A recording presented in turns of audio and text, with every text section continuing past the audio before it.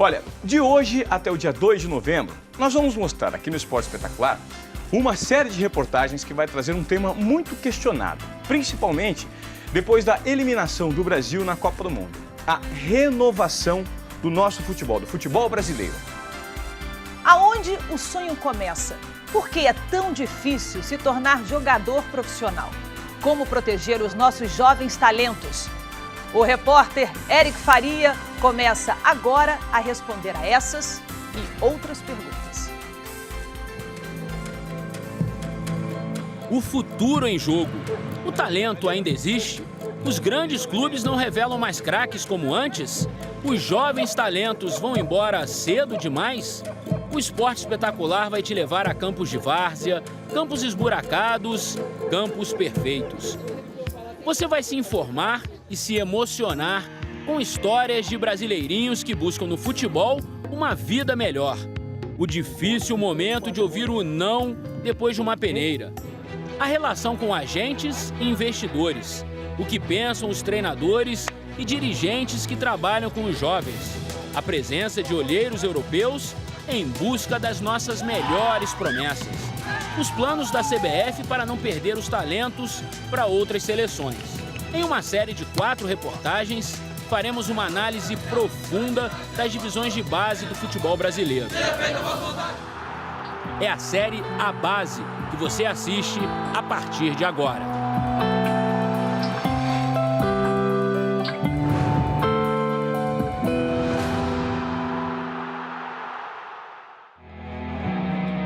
A bola no pé descalço. E na cabeça, aquele desejo de muitos brasileirinhos.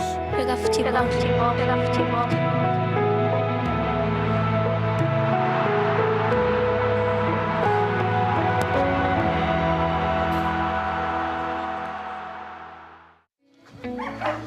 Favela São Marcos, Salvador, Bahia. A terra batida é terreno fértil. A colheita está nas mãos desse abnegado. Paulinho vive há mais de 20 anos na comunidade e, com pouquíssimas bolas como ferramentas, plantou um sonho. Um time de futebol amador que se tornou um projeto social que virou uma janela para crianças e adolescentes enxergarem outros caminhos para uma vida melhor. Tem que ir em busca do sonho, né? Ajudar a família. Nessa pequena casa vizinha do campo, garotos entre 14 e 18 anos vivem alojados como se estivessem num clube.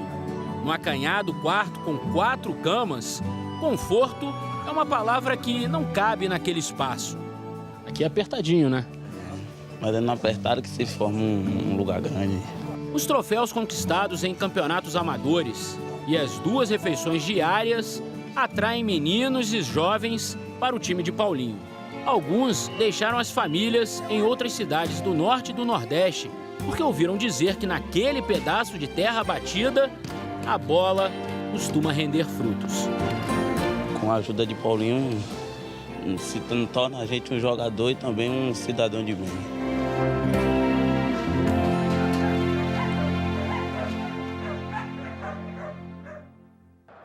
O meio-atacante Vander, revelado no Bahia, com passagem pelo Flamengo e agora no Vitória, recebeu essa ajuda. O lateral direito Léo, atualmente no Flamengo, foi outro que também cresceu sob as asas de Paulinho. Aliás, graças a Léo, o projeto ganhou algumas melhorias. Aprendi muito lá na escolinha de São Marcos, principalmente com o professor Paulinho, né, que até hoje eu tenho como pai. Léo sofreu com chantagens de empresários que queriam encaminhá-lo para o Vitória sem que Paulinho tivesse qualquer retorno. Desde o começo eu deixei claro que quem me levou para o Vitória foi ele, não foi ninguém. Não foi empresário, não foi ninguém, foi ele.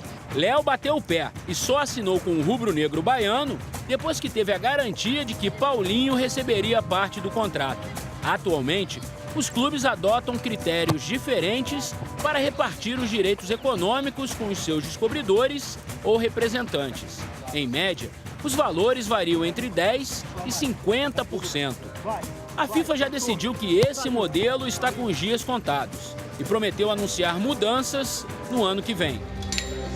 Além dos mais famosos, Léo e Vander, outros jovens saíram e saem do projeto para times menores. Por exemplo, o Jacobina, que recém subiu para a primeira divisão baiana, buscou reforços no São Marcos.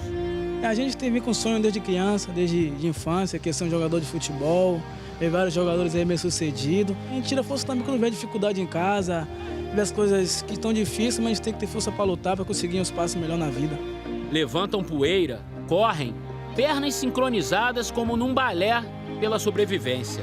A bola muda de direção e pode mudar o destino deles também. Eu corro pela minha família, tento buscar correr sempre por cada um que está torcendo por mim lá no Ceará. E é isso minha esperança e eu vou sempre buscar isso. Treinos diários, uniformes, exercícios, tudo muito elementar, básico. Esses meninos ganham uma rotina parecida com a que futuramente gostariam de encontrar nas categorias de base de um time de verdade. Tá bonito, tô gostando, vamos lá. E muitos foram, tentaram uma chance longe dali. Foram e voltaram.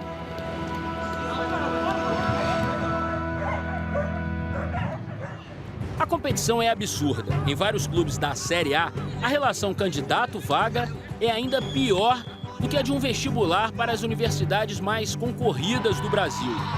Na USP, o curso de Medicina em Ribeirão Preto, um dos mais disputados do Brasil, a proporção é de 62 candidatos para uma vaga. No Internacional, de janeiro a setembro, foram avaliados 3.914 jovens e só 22 aprovados. No Fluminense, 4.100 testes e só 28 entraram. Números parecidos no Atlético Mineiro, perto de 4.000 avaliações e só 25 conseguiram um lugar nas categorias de base do Galo. Nos 3 casos, para cada jovem aprovado, os clubes analisaram mais ou menos 160 candidatos.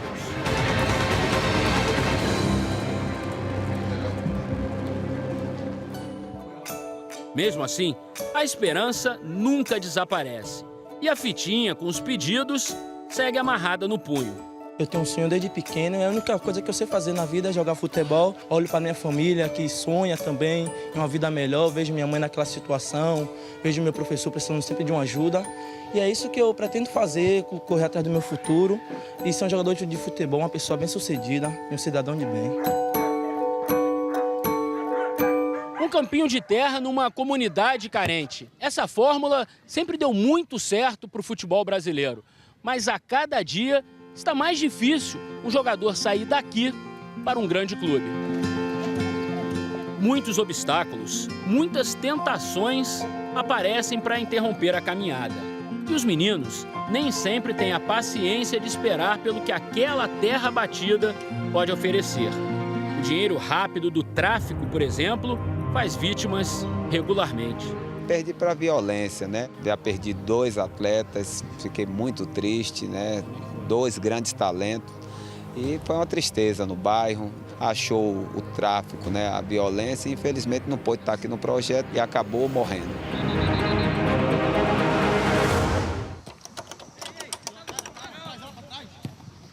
Os que acreditam e conseguem um período de testes numa peneira, como essa que acompanhamos no Vitória, encontram um outro tipo de concorrência. O funil é muito apertado e no momento da avaliação não basta ser nota 6. É preciso apresentar algo acima da média. Clubes da primeira divisão têm entre 150 e 250 jogadores nas equipes de base, disputando campeonatos oficiais. O garoto que chega aqui, ele chega naquela situação, se eu pegar ele logo e colocar diretamente na categoria, ele vai ter dificuldade. O campo não é bom para dominar a bola, dar um passe. Os companheiros de time são, de certa forma, adversários. O tempo é curtíssimo e até para os observadores fica difícil enxergar virtudes nessas condições adversas. Muitas vezes, um talento pode escapar no primeiro momento. E por isso o Vitória tomou uma decisão para evitar perdas no próprio ninho. Ninguém de fora assiste a peneira. A gente percebeu, na verdade, que no período que estava tendo essa avaliação, os pais ficavam aqui e alguns responsáveis pelos garotos, e aí os aviãozinhos de empresários ficavam infiltrados no meio dos pais, dos responsáveis. E aí chegava no menino, quando o menino saía, tirava os meninos do clube que vinham fazer avaliação. O pequeno espaço no portão mostra a imensa aflição de quem está lá fora. Outros tentam enxergar o teste por cima do muro. Muitas famílias depositam nos pés dos seus filhos a esperança da ascensão social. Como se os casos de craques consagrados que conhecemos fossem a regra e não uma minoria. De acordo com a CBF, 84% dos jogadores de todas as divisões ganham até R$1.000, ou seja, pouco mais do que um salário mínimo. O clima não é dos mais leves, tensão pura. Quando os meninos deixam o campo, esse é o único som que se ouve. A romaria quase silenciosa tem como destino aquela sala no segundo andar. Hoje, eles são praticamente invisíveis. No futuro, o futebol pode torná-los famosos, tirá-los da sombra.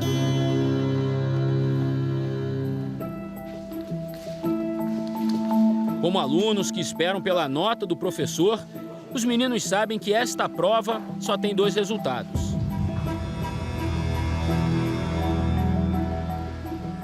E ninguém dessa turma foi aprovado. A quarta-feira, dia 13 de agosto, foi de decepção. Não desista. Tem potencial, tem qualidade, corra atrás. Entendeu? De repente não dá certo hoje aqui, dá em outro curso. Nesse caso, ouvir o nome é ouvir um não. João Gabriel, Adilson de Souza. 1 a 1, eles vão embora. Deixaram a sala por onde entraram. A porta de saída é a mesma que poderia levá-los para uma nova vida.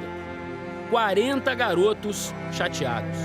E uma pergunta: onde encontrar o talento? Prédios, prédios, prédios. O crescimento imobiliário nas médias e nas grandes cidades brasileiras virou um assunto importante dentro de universidades que estudam o nosso futebol. Um arranha-céu a mais significa um campinho de várzea a menos. Um exemplo está em São Paulo. Na capital, são apenas 280 campos públicos mantidos pela prefeitura. Esta região, que hoje abriga o Parque do Povo, que oferece várias opções de esporte ao ar livre, já foi uma referência para o futebol de várzea paulistano. Na década de 60, esse parque chegou a ter 18 campos e outros locais da cidade, temos dados de campos que foram recentemente também desativados e por diferentes motivos, seja para abrigar prédios residenciais, abrigar prédios comerciais ou para a construção de moradias populares. E a médio prazo, a formação dos nossos jogadores pode sim ser prejudicada. Quando nós consideramos o processo de formação do atleta, né, ele passa por fases, né? Cada fase tem a sua especificidade, tem seus conteúdos. E uma etapa muito importante são as capacidades coordenativas e as habilidades motoras básicas. E essas habilidades motoras básicas e essas capacidades coordenativas, o futebol de rua tem elementos que são fundamentais. E isso lá na frente vai ser muito importante para que o atleta possa montar, estruturar o seu acervo motor. Não se trata apenas de uma preocupação acadêmica. Técnicos que trabalham com as categorias de base também já perceberam o problema. Vem se esgotando os nossos talentos, o repertório motor vem diminuindo bastante e nos restou pegar esses jovens desde os 10 anos de idade, um pouco antes, e formar eles dentro do próprio clube. Não tem riqueza motora mais nos caras hoje. O menino chega... Você pode ter certeza que isso aí tem influência direta com o número de jogadores hoje que tem nos clubes aí. Mostramos a Emerson Ávila um vídeo. Olha que bacana. Descalço, sem camisa, olha pra você ver. E voltamos ao início. O talento bruto, pronto para ser lapidado. Uma esperança aos 10 anos de idade. Morador da favela São Marcos, onde mora o Paulinho, onde vivem meninos que têm no futebol um caminho para mudar uma vida carente de oportunidades. Geidson, nascido em 22 de abril, data do descobrimento do Brasil. Uma feliz coincidência. O menor da turma parece flutuar. Faz um golaço combinando velocidade, técnica, habilidade e malícia. Imagens assim nos fazem lembrar de craques que também na infância já aprontavam muito. Ronaldo, Ronaldinho Gaúcho, Robinho, Neymar. Não se trata de comparação, mas por que não acreditar que o Geidson pode ser um dia um grande ídolo? E o melhor, o apelido dele parece sob medida, Inho. Você acha que você joga bem? Acho. O que as pessoas aqui falam de você? Eu jogo muito. Você gosta mais de driblar, fazer gol? O que você mais gosta de fazer no campo? De driblar. Inho estuda pela manhã. Os pais passam o dia fora, trabalhando. A casa humilde é vizinha do playground, aquele pedaço de terra fértil. E como é divertido vê-lo jogando. O menino chamou tanta atenção que comentamos sobre ele com o Baiano, coordenador das avaliações no Vitória. Ele conhece até o Paulinho, mas não sabia do Inho. O Inho e o Talisquinha. Você dá risada? Tô indo agora aí almoçar com você. Eu passo aí, pego você os dois e trago aqui pro clube, pra gente botar pra treinar com o Edgar. Ah, o Inho tem um companheiro, o Guilherme, ou Talisquinha, de 11 anos. Magrinho como ex-jogador do Bahia, agora no Benfica de Portugal. Os dois se procuram o tempo todo. O piso irregular, a bola já velha, nada disso atrapalha. A diferença dos dois para os outros garotos salta aos olhos. O jeito de dominar, a atitude de encarar o marcador e de passar pelos adversários. Inho e Talisquinha nos fazem ter uma certeza. O talento ainda existe. O amor pelo futebol está no DNA de milhões de brasileirinhos. O segredo está no garimpo e depois na formação, porque a Fábrica Brasil ainda parece inesgotável.